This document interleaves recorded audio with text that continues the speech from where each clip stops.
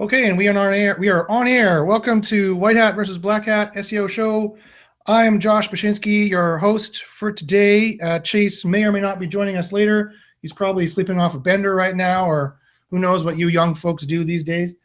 With me, I have Greeny1232, aka otherwise known as Holly. Say hi, Holly. Hey guys, what's up? And Holly is our special guest for this week. She's extra special black hat who knows quite a lot of the secret black hat stuff that's going on. And she's pretty high up in there, if you don't mind me saying, Holly. And she comes very, very well regarded. And so we're very happy to have you on the show.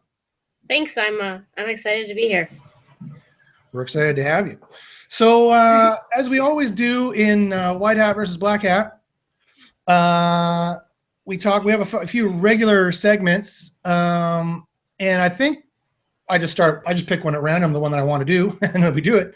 So I think we're going to do what's new in Black Hat SEO and what's new in White Hat SEO. So I'll go first, and this week, given that Holly is such a well-known Black Hat SEO, I'll take the White Hat side this week, I guess. Not that I'm particularly White Hat, and you necessarily have to be Black Hat. We could switch it if you want, but I think this week it probably makes the most sense for me to argue. I wouldn't know how to do anything White Hat. I tried at one time to do White Hat, and I was like, oh my God, this is so lame. I can't do this. So that's not a problem at all. So I'll take the White Hat side, and I'll start with what's new in White Hat SEO.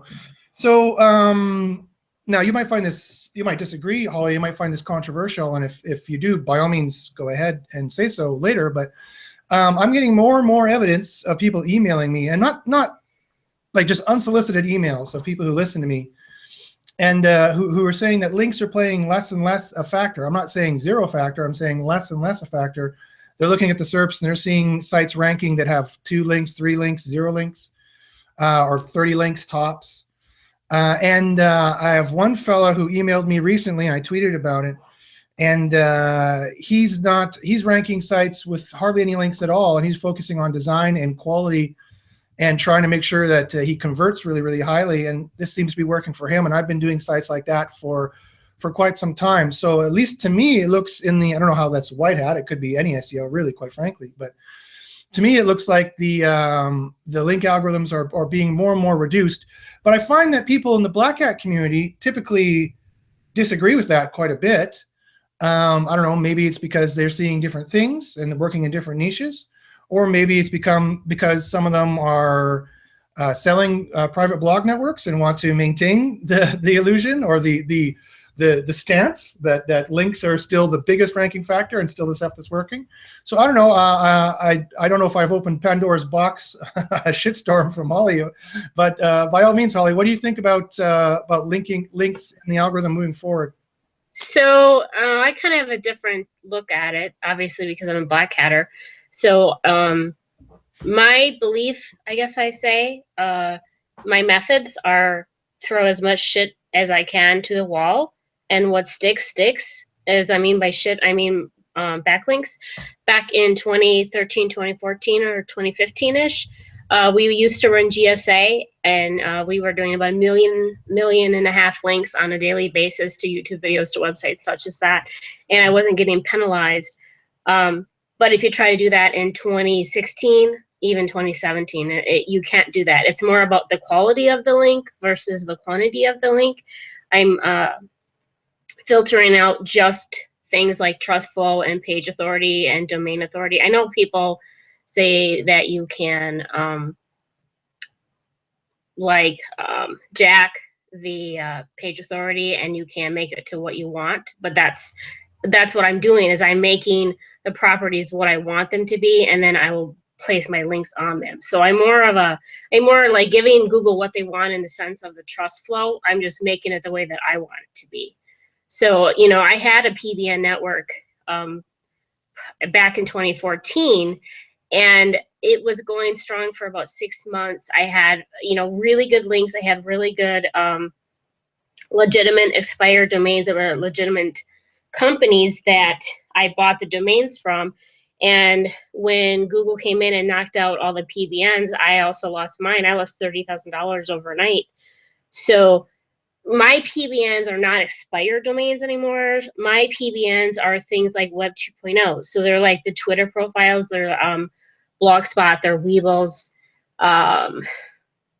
Blogger, stuff like that. So S3, I'm jacking the authorship of them, and they don't get penalized. So my PBN won't get penalized because I'm giving Google what they want by doing it the long way. I'm not doing it the long way around. I'm just doing it the way that I understand it more. Right. Yeah. The short, long way around. And yeah. that's a good point about giving Google what they want. I mean, it doesn't, in my opinion, I don't know, maybe you'll disagree, but it doesn't matter if you're white hat or black hat. The more you try and make Google rank something as opposed to give them what they want and coax them to rank something, I think the harder time you're going to have. Yeah. I mean, I look at what's ranking and look at their backlink profile. I don't look at the actual site because I don't have a lot of websites. I rank videos. So the content, to me, Duke content is a line of crap for me because my video is the same. For websites, it's entirely different. We're talking about a different game, but I'm giving Google what they want in the sense of they want high authority links. So that's what I'll give them. I'll just make the high authority links, and it might take a couple, it takes a month to get the right metrics. But once I have the right metrics, then I can move on to the next niche. Yeah. Okay. So what else is new in Black Hat SEO right now? What are you up to? What are you working on? So when we went to Rockstars, at that point, I had about, I would say roughly 3 million videos on YouTube versus, like lead gen, Amazon, such as that. They were ranking, #1 spots. I was probably one of the top marketers in the video for several years. I just want to say, just make sure everyone heard that. That was 3 million. Live streams. A big black hat, not just a little black hat, a big black hat. Yeah, and they were live streamed. They weren't even like regular uploads. So it was actually live streaming on a consistent basis. When I flew back on that Tuesday, people were freaking out and they were like, Holly, what's going on? Our videos are gone. Our videos are de-indexed. And at the time, I was actually live in a webinar talking about that. People were talking, and I said, I have 150,000 channels. I have it consistently running, so I know if something goes down. I get a texts on my phone. I know when I go down. And I'm like, I haven't got anything. So I had my phone off. I went to pick up my kids. I came back. I turned my phone on. I can't even tell you how many texts I had saying my server went down, my accounts went down. There's been no calls in the last hour. Like, I track this stuff very, seriously. And I logged on all 150,000 channels, and I'm not shitting you. I have 50 channels to date right now that stayed active out of 150,000. So I lost all those YouTube channels, all those videos, all of those channels, and the Gmails were connected to an AdSense. I lost all those AdSense. All of those were connected to an Amazon account. I lost all those Amazon accounts. I lost all the Twitter accounts. I lost all the Pinterest. I don't think I've ever been taken out like that before. I mean, it's interesting timing. Yes. SEO Rockstars is ostensibly a black hat SEO conference, although I present at it and I'm not really that black hat, but and we know all the people who are there more or less. We're all kind of friendly. It's like, Google puts somebody in there. And I kind of thought about that, to everybody be honest. Going on, and then de-index everything. Yeah, I thought about that, to be honest. But Google actually, it was not just Google. It was also YouTube. So it wasn't normally like if you get hit on videos, you get hit on Google, but YouTube doesn't touch you.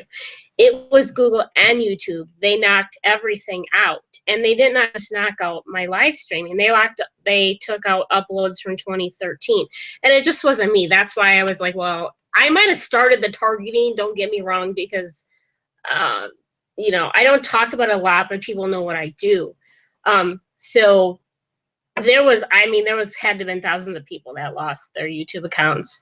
So that happened, I think, the second week in November. And since then, I had some high school team working for me, and I let my high school team go until February because I was like, I have to be able to bring back up my networks and not be hit again. So this is an interesting point. So You have, how many high school students did you have working for you at one time? At the most I have 50, but generally there's about 25. 50. And Yeah. I want you to tell a bit of your story a little bit later on. In fact, we can probably move into that now. So if you don't mind, because I think your story is very interesting. If you want to give a little bit more personal background about you and how you started in the industry, and tell a bit of your story if you don't mind. Yeah. So I was divorced 10 years ago. And at the time, like when I have 4 kids and was raising my kids, and I didn't have any skills, I guess you could say. My husband worked at General Motors. We got divorced, and I found out I had to go back to work, and I had no skills. So I got a job at the Janesville Gazette, working 25 hours a week, and I was paid $7.25 an hour. And trying to raise your kids on $7.25 an hour and have a house and a house payment and groceries just does not happen. Yeah. Not at all.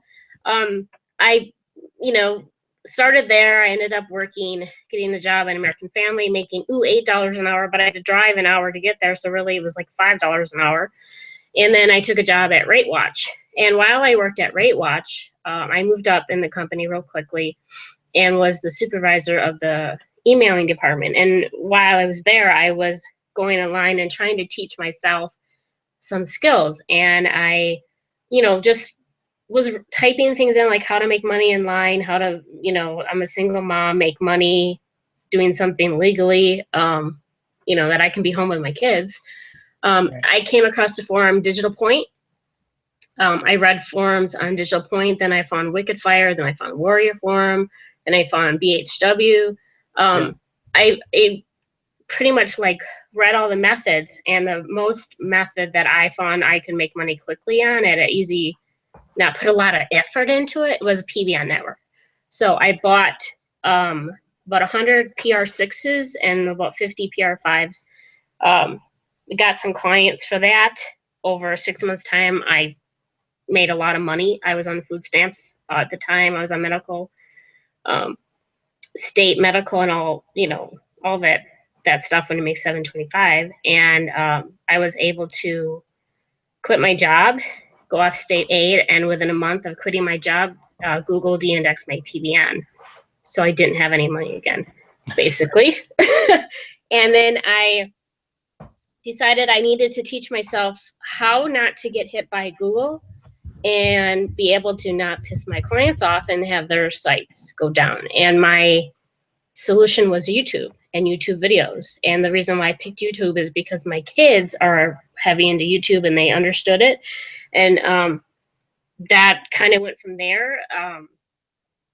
I was, one of the hottest at the time, like YouTube person who people wanted to hear me talk. And I was like, no, I don't want to talk. And then they were like, you got to put a course out. And I was like, no, I don't want to put a course out. This is just, anybody can do this stuff. Like, it's not hard. I'm just a single mom. Anybody can do it. And they were like, no, you got to put it out. Well, we put it out. I didn't even do I honestly, get to this day, I can't build a website. So he built the website.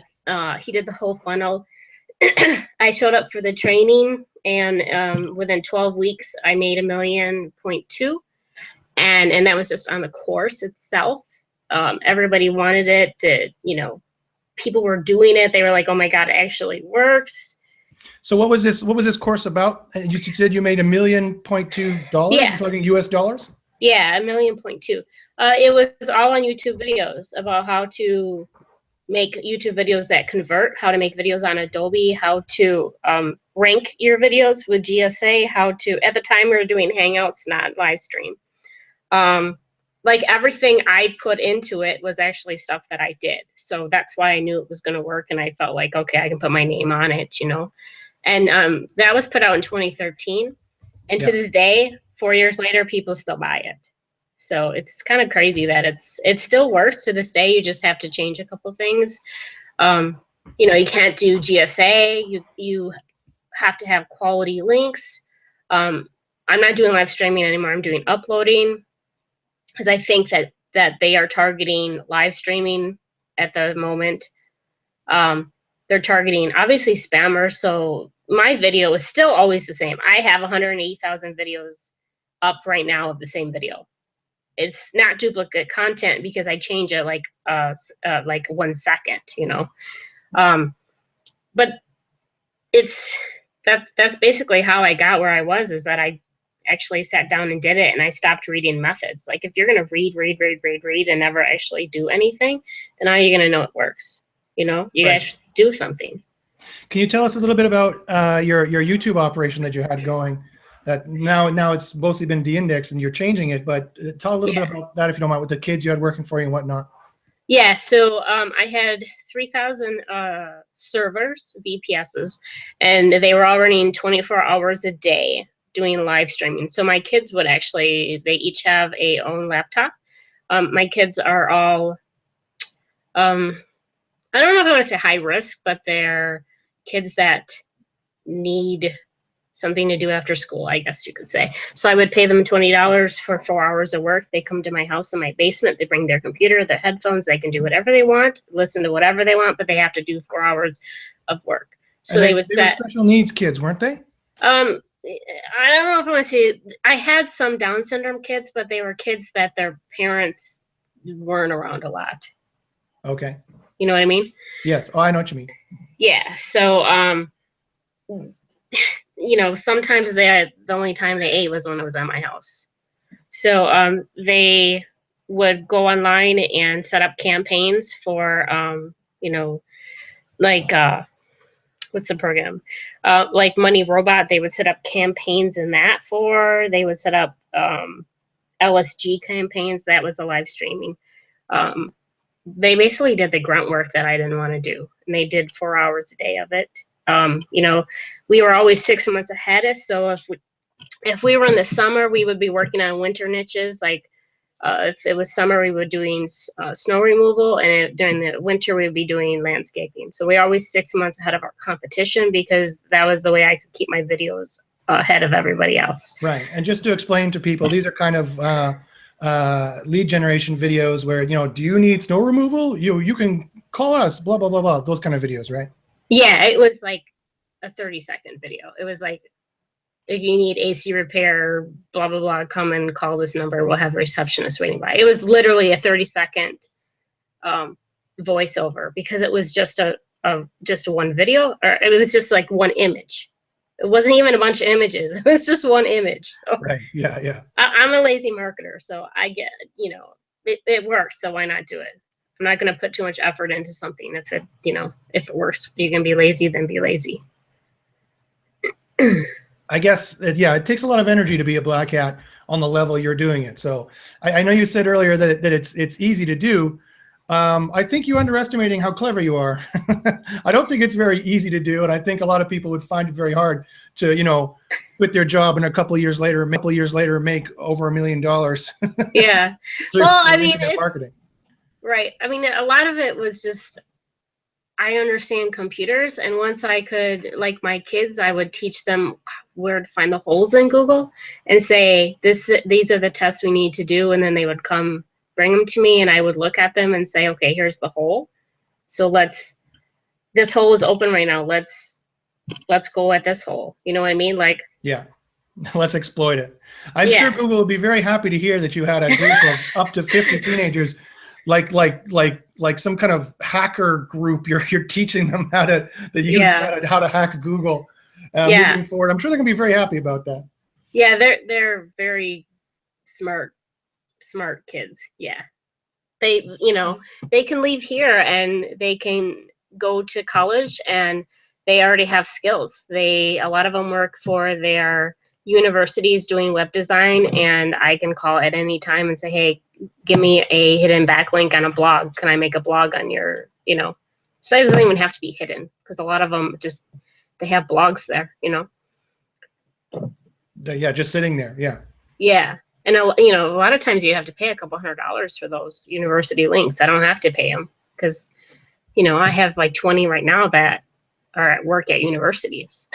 Right. So you have all your ducks in a row. You have all your ducks in a row. Yeah. Okay, so let's move on to the next section. So thanks very much, Holly, for some of that background. I find that fascinating. And like I was saying, folks, you know, I know people on both sides of the stream, so this is not just some little black hat. Holly's a big black hat. Speaking of which, because I like to debate with the best, I thought that we'd move into the debate section. Which is better, black hat or white hat SEO? And I guess I'll take the white hat side, and Holly can take the black hat side for this week. And you know, before we do that, no, let's do that. So I guess I'll start the white hat side, and so I'll argue why white hat SEO is better than black hat SEO. And let me see if I can say something that will stump Holly. Let me see. I'll argue that white hat SEO is better than black hat SEO because in white hat SEO, you don't have to worry about finding a particular hole and exploiting it. In white hat SEO, it's a much more organic process where you do all the things you're supposed to do that Google tells you you're supposed to do. And you don't have to worry about any particular exploit you have to take care of here or there. You just do what Google says to do, and you just rank. It just works that way. So that's why white hat SEO is better than black hat SEO. What do you think about that, Holly? Okay, so while you're giving Google what they want, I'm guessing that's going to take a couple months, and my exploits are going to take hours to find, and I'll have 180,000 mass page creation sites up in an 8-hour time and getting traffic. So while you're trying to get traffic and moving from page 10 to page 9 to page 8, I'm already across the board #1 because I exploited a quick hole. And that quick hole that I'm talking about, the MPC or the mass pages, has been there since 2012, if not earlier. Mm-hmm. So a lot of the holes that we find, they don't plug. So if you can do black hat, and you don't really even have to have a team, you just have to be able to understand how to test it. And once you know how to test it, it can be very quick tests. Right. But of course, to rebut your point, as you said, though, you always have to be worrying and waiting for Google to find that particular hole and close it off. So you're always in a perpetual cat and mouse game right. with Google. It can be up and down, and your clients can get pissed off at you. In fact, they can leave. They can even sue you. Potentially. Right. Well, for me, I have a lot of different revenue sources. I do PPC, I do Amazon, I do AdSense. If someone's going to sue me because of Google, I do have a good legal team. Not that that matters, but you can sue me. If I destroyed you, I don't take clients based on white hat. So when they sign with me, they know exactly what I'm going to do, and I'm going to tell them that they very well lose their site. That's why I don't work on their site. I work on a copy of their site. I don't have it indexed at all, so nobody can find it. I send all my traffic to the de-index site. So I don't actually hurt their site. I stay away from their brand and everything in that sense. But it is a game that I'm playing with them. I'm always like running. I'm trying to run ahead of them. I haven't been caught since 2013. Since November. I mean, I got caught in November. Before November, it's been 3.5 years. So, but it is always a running game with them. But I like that. I like this. I get so excited when I find that hole, and I'm like, oh my God, nobody knows about this hole. Let's go at it right now, you know? So a lot of people, it's not for them though. Yeah. Yeah. Again, I think that's a good point. I get a lot of emails of people who were in your position a few years ago asking, oh, how, I want to make money online, Josh. How do you do it? How do you make money online? I want to work from home kind of thing. And I think a lot of people underestimate, it's not, even if you put in 8 hours a day for 3 years, it's the hours per day aren't necessarily what matters. It's the level of cleverness and the level of problem solving ability and the sheer tenacity, the hunger to find the exploit. Yes, because there's so many people who were hit in November. I know people who were hit in November with just videos for video marketing, And they're like, I'm out. I'm not doing it anymore. I'm going to go into something else. And I'm like, well, you're not going to try again? Like, it's a game that you play. If you don't like playing a game with them, don't play it, because they will catch you. And it's just how far they're going to catch you. So, Right. you know, it's not a matter of if. They will. Yeah. There's no question that they will. It's the biggest, most powerful, most well-paid, most intellectual, most educated tech team on the planet in history, in the history of quite possibly the universe, that you are going up against. That this is who you're playing chess against, right? Yeah. They build AIs to beat the top Go players, right? Right, in a game that most people can't even understand. You know, right? Chinese checkers or Go. And this is who you're trying to do black hat against. And Holly, you're winning in many cases. Yeah, I win in many cases, but when they catch you, when I got caught in November, I lost 6 figures a month. So I lost 6 figures in November. I lost 6 figures in December, and I'm still losing 6 figures in January. I'm hoping to come back at a high 5.7. That's a high stakes game. I got him. It's okay. Yeah, it's when, you know, like, I was depressed. For like 4 or 5 days, like, we were talking about it. People were like, where's Holly? Why isn't she, you know, talking about it? I'm like, I can't even function right now. Like, I felt like I was sick to my stomach. I don't get defeated, you know. I don't get defeated. I fight. And I've had to step back and be like, we're going to test things a little bit slower to see what they're doing. Mm-hmm. You know, and I am pretty confident that we have found what they're doing, but not confident enough that I'll like be willing to say, well, this is a hole here. Because it's, you know, like with the mobile split has really screwed me up. I'm telling you, if you guys, I don't know how much I'm sure you know a lot about the mobile split, but for local, the mobile split has just been crazy. For videos, it's like I have to check my phone because I don't trust what I look at now. Right. Why don't you explain a bit what you mean by the mobile split? So, like, the desktop, it appears is getting indexed at a slower rate. If I see something indexed, it's 5 days late sometimes. I look at my phone, it's indexed right away. So there's nothing that I can do to look at my phone on 180,000 videos to see if it's indexing. Yeah, that's interesting. So I've been thinking about that a little bit more, and we talked about that. And in our Skype group. At first I thought that's probably just because Google doesn't always tell you what's in their index, right? They start to obfuscate that information. The site search operator, for example, gives you prefabulated answers to what they think a regular person would want, not SEOs who are trying to reverse engineer their algorithms. But Google very rarely says we're coming out with this in the future, and then doesn't already have some version of it already working. I'm wondering if that's the mobile first index, because that's exactly what we would expect to see if the mobile first index was running, that it would be indexed on mobile first, and then desktop would seem to take potentially a couple of days later, or there could be some kind of lag time like that. I thought about that, but like, I don't know how long the lag time would be. Like, I'm seeing, it's driving me crazy. I can drive, okay, so I still have several VPSs. I log into one VPS, which is in Utah. I see my video index. I log into a video in where I live in Wisconsin. It's not indexed. I log into somewhere else and not logged into Gmail, and there it is. It's driving me crazy because I'm like, I've always been able to trust what I see.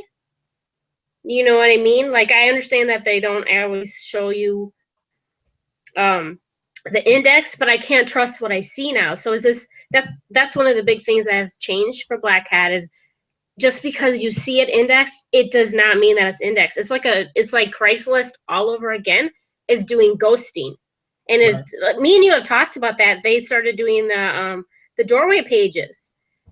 With the mass pages, they're doing that with HTML sites, and they're doing it with videos. So it's hard to trust what I see. And so now I can't trust what I see. I have to build links, and I have to look at my dashboard and my channel and see, well, is this actually indexed? Is it getting traffic? If it's not, then it's probably not indexed. Yeah. Oh, there he is. There's our co-host Chase. How you doing, Chase? Did you sleep in? Did you have a bender last night? You had a crazy bender with the Google bot, and you and him are drinking beers, and you both fell asleep. Is that Google bot I see there behind you? Is he still in bed? Mike. Yeah, there we go. It's working. All right. Yeah, so I was up till like, I don't know, 2 a.m. making SEO videos last night, and I woke up this morning. I'm like, what day is it? And then I saw your text message, and I'm like, oh my God. And yeah, so I apologize for not being here in time.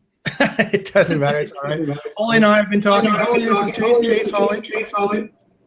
Hey, Chase. Hey, Holly. I think we have a bit of an echo on your side there, Chase.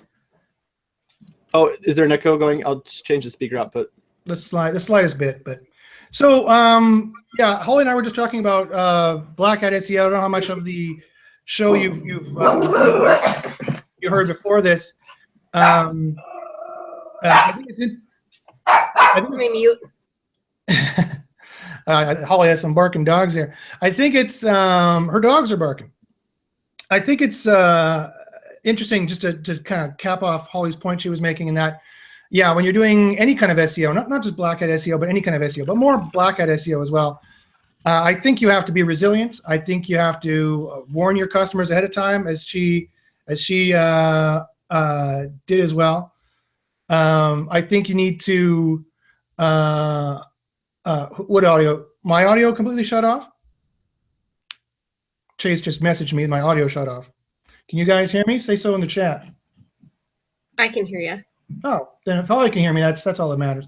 I think he changed his audio output wrong.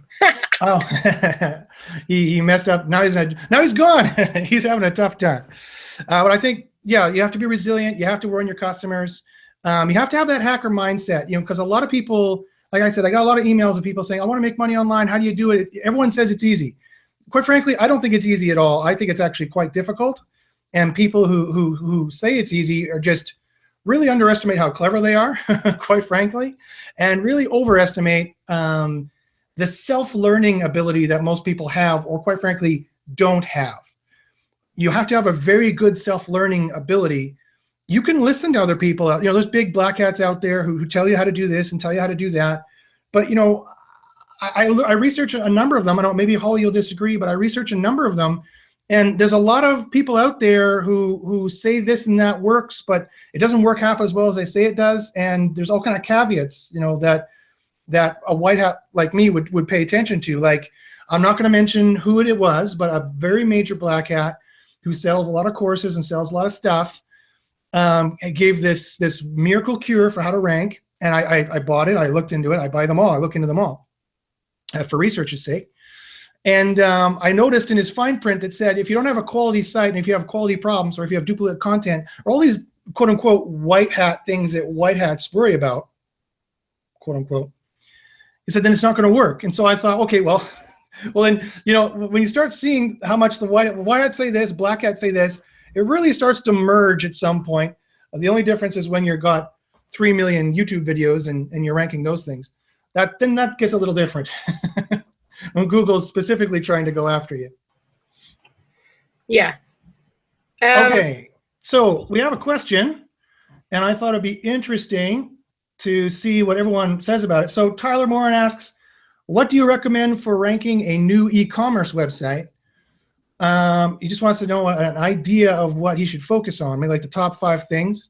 Holly, do you have any opinion on, from the black hat perspective, what you would do to rank a e-commerce site? So I'm a big believer in they can't penalize what they can't see. So I always hide my links, because then my competition can't find them. By hide them, I send them to 301s to 301. I'll do a triple 301 basically.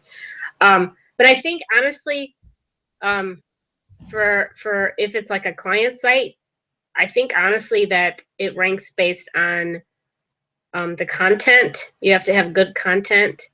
You want to give your users who are hitting your site, you want to give them a reason to stay there, which is entirely different than what I do for Black Hat. But depending upon what your end is going to be, you want a good quality site, and it doesn't really matter how many links you have. If the person doesn't stay on the site, it doesn't matter.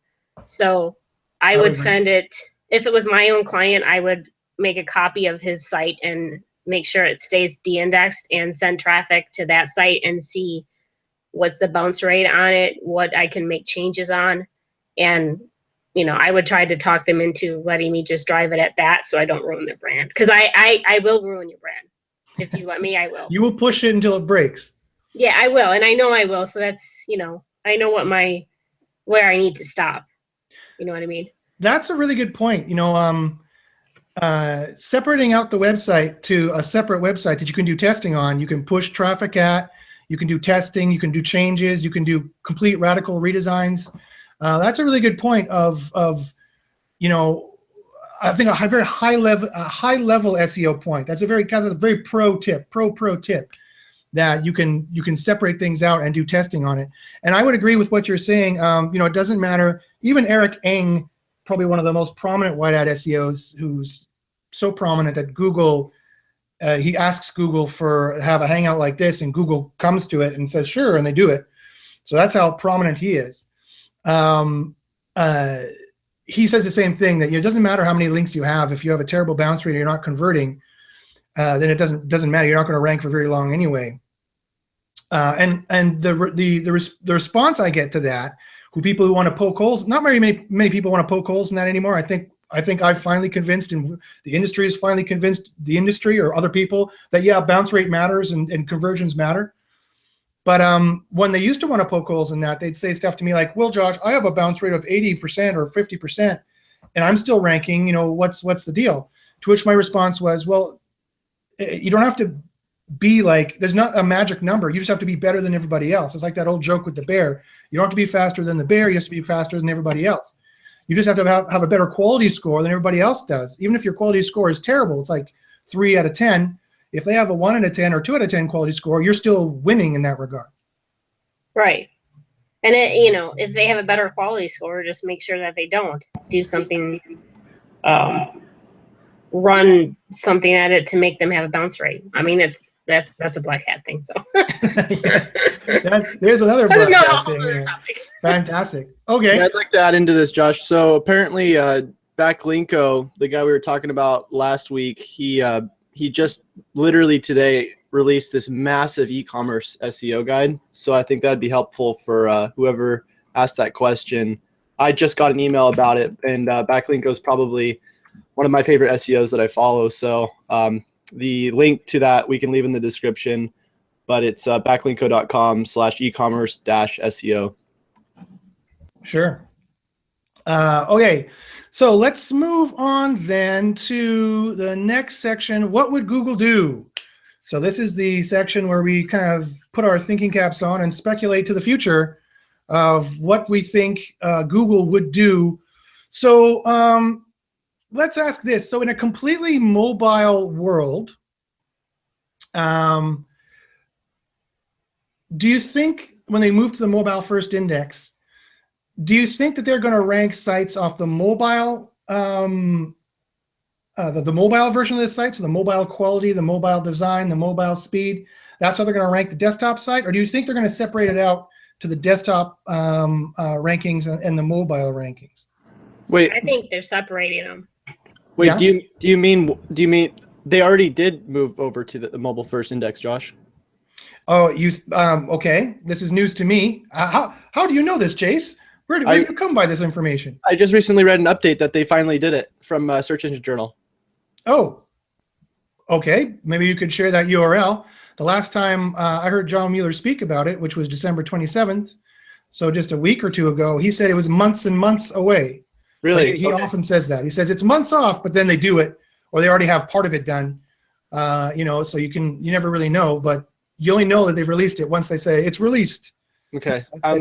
Maybe I misheard it. I did hear some people from the SEO 101 podcast talking about it though, and one of the things that was like a big question was, well, we know for sure that you want to get away from like the m.dot websites, so you domain mobile websites, because that's obviously going to be like a completely different website than your real website.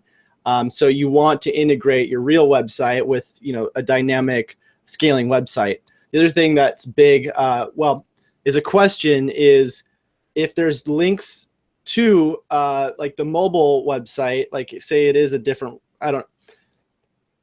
if you do a mobile.dot website and you don't switch it over and there's links to that website, is Google going to count that differently than just a regular website links? So that was kind of like one of the big questions on the podcast. I think if there's different content being served, then that's probably the big thing. Yeah, that's the question. Now, Holly, you said you thought that they're going to separate it out. So if I'm interpreting, I think they already have. Sorry? I think they already have. So you think they're already running the mobile first index, and you think they are separating it out? I think since November they have, yeah. Hence the trouble you were having with the YouTube testing, and it confirms what I'm seeing. That I see stuff indexed on the mobile, and I don't see stuff indexed on the desktop for at least 5 to 10 days. It's not like it's a YouTube video. A YouTube video would show. It's not like Google would show me it in the index because they don't want me to see it. It's a YouTube video. It's Google's baby. It's a video. That's what you want to do right now with SEO, is you want to make videos. They would show it to me if it was indexed. It's not indexed. Yeah, I see what you're saying. The interesting part there is that John Mueller emphatically, multiple times in many Hangouts in the last few months, emphatically has claimed that they would never run 2 separate indexes. They would never have a mobile index and separate out a desktop index. So they would be too hard to maintain. They also said, that Google has also said, do not run PBN links, do not do SAPE links, do not do branded links, do not do everything that they tell me that I should not do to rank. I can guarantee you I'm going to do, because it's a scare tactic to me. So if you tell me I'm not going to do it, I'm going to do it because it probably is going to work. So him telling, and for me, I've never heard him speak, and maybe he's being upfront and honest, but from what I'm seeing, I don't agree with that at all. Well, Google also says you shouldn't even ask for links. Yeah, I mean, come on. You have to have, it's not reality. Well, Yes. Ryan Schultz in the comments here said he thinks that John Mueller just confirmed that the mobile first rollout on a January Webmaster Hangout that was 2 or 3 days ago. I have yet to watch that one, so that could entirely be true. What I know and what I'm going off of right now is that, yes, there's 2 different things that John Mueller or Googlers say in general. There's the things they say not to do that are clearly going to benefit you ranking or could, and so that's why they're saying not to do it. And they usually talk in public relations speak, where they say the same sentence in the same way. And so when you have 5 different people saying the same sentence in the same way, they got an email from public relations saying this is how you say it. Mm-hmm.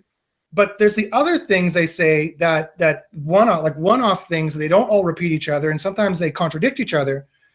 And this was one of those times when John Mueller said, and that's the way I'm interpreting it, John Mueller said, because I can't think of any possible ranking benefit or any possible exploit you could possibly have to having a mobile index and then having a desktop index. Unless, Holly, you can think of some exploit there that all the mobile sites are in the mobile index, and mobile sites search this index, and all the desktop sites are in the desktop index, and desktop search queries get this index. I can't think of any possible way to exploit that, so I don't understand why John Mueller would be lying about it. He could just be wrong.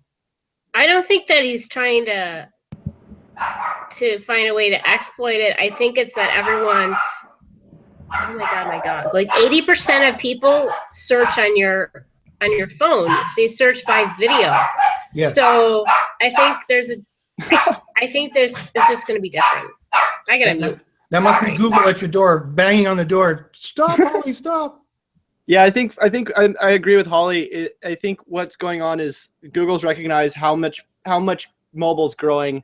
It's just continuing to grow. More and more people are searching on their phones, and having a bad user experience on your phone is incredibly awful, which is why I think They started implementing AMP, instant loading pages, which is why they're still just hammering down on getting the mobile experience really dialed in, because they don't want people going off their search results unhappy and going to like something like Bing, where maybe their algorithm indexes searches better, and those searches are going to show up more user-friendly for people on mobile, because that's where they know most of their audience is. So that's why I think all of these major changes are happening. Yeah, no, you're absolutely right. That's definitely why they're doing the mobile index, because the majority of people searching on Google are on a mobile phone. And I think it would be very interesting. I wouldn't put it past them that the mobile first index has already been tested. Of course, they've already tested it, and that could be partly, they could be reacting partly to Holly, quite frankly. Holly could have single-handedly, or could have been a major black hat that's making them change to a mobile first index, where they have different mobile stuff indexed versus desktop stuff indexed. And John Mueller can be wrong. Like, he's not an engineer. He's not on the engineering team. And the engineering team is a different company, essentially, than the Webmaster Trends Analyst team over in Zurich. And yes, these guys are supposed to know the algorithms. Gary Ilyish and John Mueller and Andre Lepatsev and people like that are, Andre Lepatsev's in the Dublin office, but they're all Webmaster Trends Analysts. They're all search analysts. They're all supposed to know how the engineering team algorithms work, and then they're supposed to troubleshoot what's going on and be kind of the interface between webmasters who are seeing problems and SEOs are seeing problems and the Google engineering team. But the engineering team does not tell these guys everything. In fact, the engineering team didn't even tell Matt Cutts everything when Matt Cutts was the head of the web spam team. So it's entirely possible the engineering team might be like, no, sorry, John, actually, yeah, we do run 2 indexes. We have to because of this reason, that reason. We're running a mobile index here, and we're running a desktop index here. John Mueller swears it's not the way it would be, and you could never imagine they would do it that way, but he could very well, sorry, John, but he could very well be wrong. So I find it very interesting to answer that question that Chase raised from the other podcast. Based on the information I see now, what John Mueller is saying, and which is pretty much the information we have to go on right now, is that, yeah, they're going to rank websites based on the mobile quality, the mobile design. They're going to, the user agent for the Google bot is going to be switched to a mobile user agent, and it's going to get the mobile version of the page. And Chase, you're exactly correct. If you have an M. whatever website, I think, Holly, I don't know if we're going to say differently, and if you want to, by all means, please do. But I think it's going to be a problem that if you have all your links pointing to whatever.com and no links pointing to m.whatever.com, m.whatever.com is what's going to get indexed and spidered, and you're going to lose all your links. You can lose all your on-page content. You could lose all your interlinking and all that kind of stuff. And I think it'd be a dumb thing to do. I couldn't imagine Google would do that, and that's why I didn't think the mobile first index was going to be a big deal. But this is kind of the way John Mueller is talking about it, and he hinted that very strongly. Holly, do you have a response to that? You know, I don't know if they would do that, because everyone's links are pointed at the website.com. They're not pointed at M. It would be millions of pages that would lose rankings on the phone. But that's why I think that they're going to have a desktop version and a mobile version, because it's, I guess, and I don't know if I'm going to say this right, but if I'm looking on my phone for something, I want to look at something that I can click with my finger. If I'm looking at a desktop, I want to read the information. So I do think there's going to be a different, when you type Maids, Janesville, Wisconsin, I want a video to come up on my cell phone or a clickable action on the desktop. I am not going to get that because I'm on the desktop. I can't click it. Yeah. Yeah, no, I hear what you're saying. And to support that side of your argument, we already know they can parse the desktop design. They show it to us in Search Console. Yeah, I mean, that would be crazy to say everything that's not pointed at an M dot is not going to be indexed. But at the same time, like, it's a good way to get rid of me. In the sense, if I was just doing websites, but I'm doing videos, so they're going to have to try a little bit harder. It'll be a cold day in hell when they finally get rid of Holly entirely. I would think. I don't mean to jinx you, Holly. Yeah. Okay, so I got an update. So apparently the mobile first index has hasn't gone in full force. Basically, it's just being experimented with right now. And I have the source of information. I got that from SEMrush. So SEMrush, actually, you can see all the different updates that are going on by looking at, like, you can literally just type in any website and it'll show you when different algorithms hit, and you'll see like correlations with your rankings, which is pretty cool. And one of the articles it's linking to on SEO SER Roundtable, SE Roundtable, talks about there's being a experiment, but not necessarily a actual rollout. Also, I don't know if you guys talked about this already with Holly, but one of the new things that came out recently was the interstitials being a bad negative ranking signals. And I was wondering if that was affecting any of the Black Hat SEO you do, Holly. What did you call it? The what? So like if you're on a mobile phone, and this isn't on desktop, but on mobile phones, if there's a pop-up that comes up for like an email, subscribe now. Yeah. That's actually considered a negative ranking signal now, because it's like we're already talking about Google trying to improve the user experience on phones. So that's another thing that they're doing as a penalty. So I don't agree with it being a penalty, because my Black Hat mass pages have a pop-up on them and they rank #1. Not on desktop, just mobile. For mobile, I don't target mobile. So those pages that have pop-up, I don't target mobile, because I think, like, as a user, when I look on my phone and I get a mobile, I get pop-up, it pisses me off. So I don't want to go there. So I wouldn't use it. I would not target it if it was mobile. I don't know if it would affect your rankings. I really don't know that. Yeah, I mean, that's the exact reason why Google says they're making this penalty, is that it does piss off people to get a pop-up. Anything that pops up to the user and says, "Hey, do you want to subscribe? Do you want to? We're the greatest. Do you want to put your email in here?" Whatever it is, it annoys them. They have to tap it and get it out of the way. They've been saying, it's been in the Webmaster Handbook, their quality raters guideline, for years, that in their opinion, a quality site doesn't bother users. And so I've been warning people to avoid it if at all possible. For me personally, I'd rather have a news ticker at the bottom, because like the stats that I saw show that pretty much 99% of people on a website will notice a moving scrolling ticker at the very bottom of the page and say, "Hey, sign up for our newsletter," and they can click that and sign up, but they don't have to do anything with it if they don't want to. They can use the website normally. I think personally, I think that would be a good way to go. You can both get your message out there to people who want to see it, but Google's never said there's any problem with that, and people have asked and said, no, there's no problem with that at all. If they're telling the truth. You don't know if you can trust Google.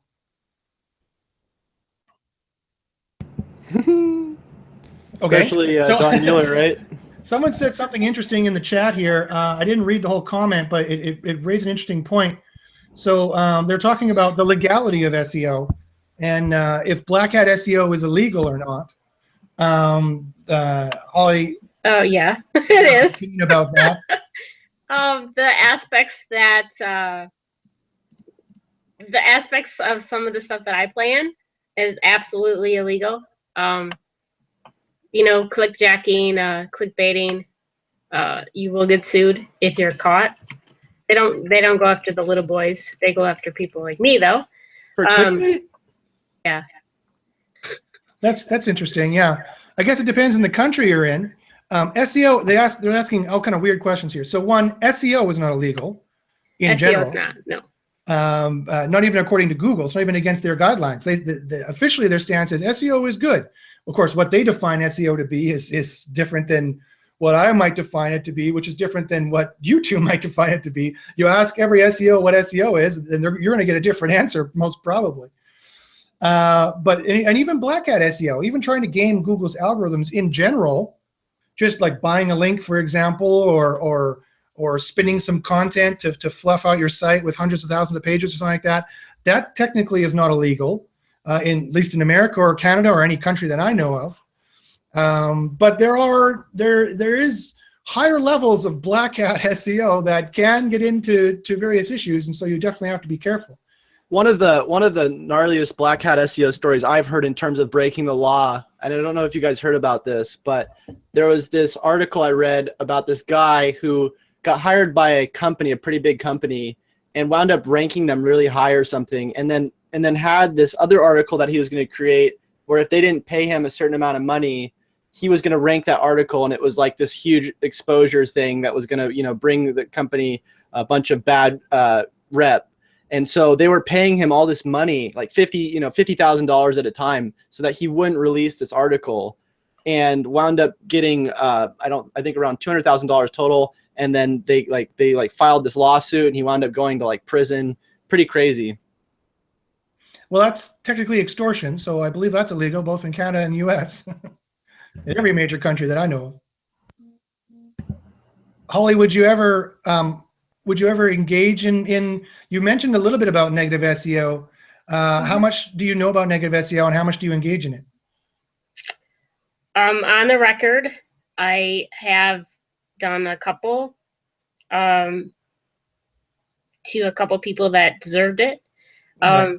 I don't, a lot of people come to me and say, will you do this? I've accidentally done several DDoSs just from scraping, and not on purpose, but I do believe that just because from what I came from, that for me, I am better. I'm better than that, and if I would rather try to outrank them.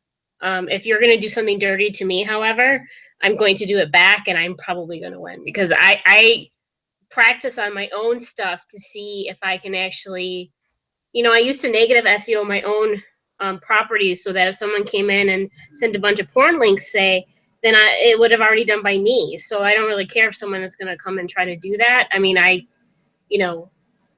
talked about it, but I've only done it to like under 2 or 3 people, and that was just because they did it back to me. So I didn't start it, but okay. Yeah, people in the chat are giving you +1s. I agree. It's a little greasy. People have asked me to do negative SEO as well, and typically I won't do it, or I won't even look at doing it until the fight's on. Right? I mentioned last week I have 3 black belts. I've been teaching martial arts for about 25 years. And so, it's like picking a fight. You don't pick a fight. It's kind of a greasy thing to do to start picking fights or to start negative SEOing. But when someone starts throwing punches at you, then you got to swing back most effectively. right. And there's people for videos, especially there's people out there that flag video. That was one thing that I had made. I had a video flagger made, and I have used it once.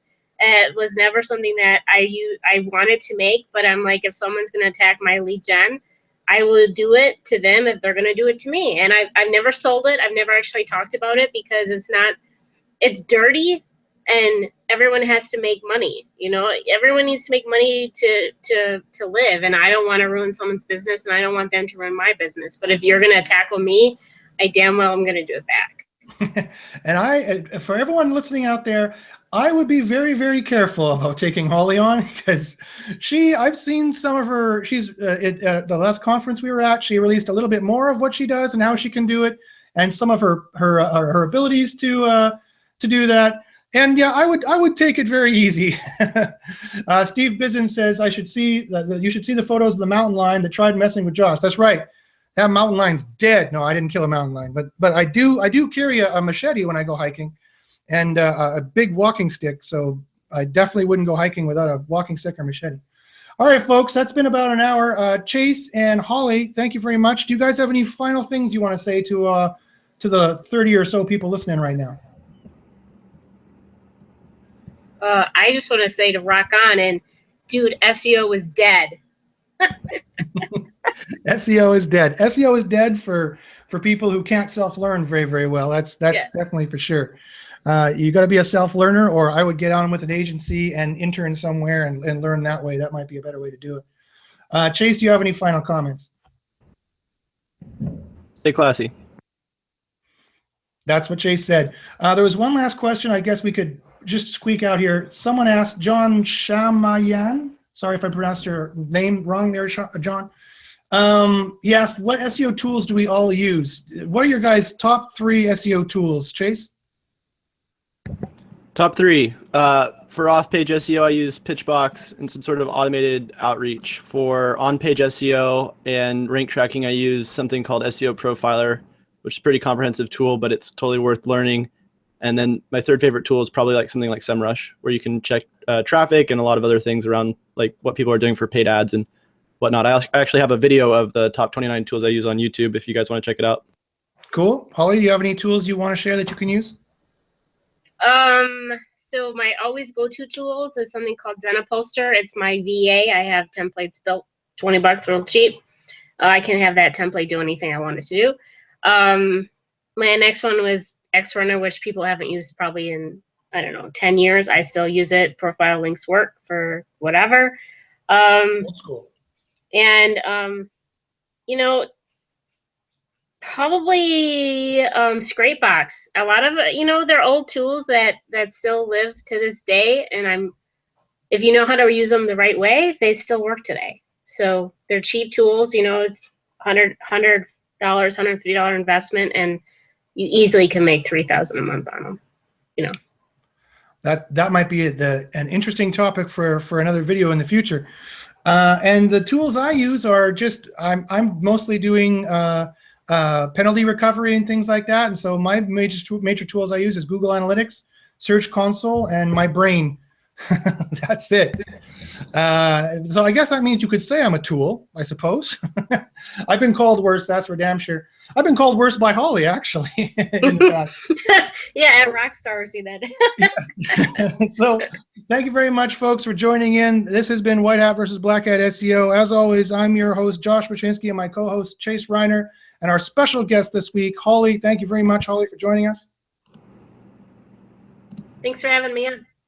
The pleasure was all ours. And tune in next week. We're going to have another White Hat versus Black Hat, and with a mystery guest, which means I haven't invited anyone yet, and I don't know who's joining us, if anyone. That's why it's a mystery. So we'll see you all next week. And as I always say, good luck in the SERPs, folks.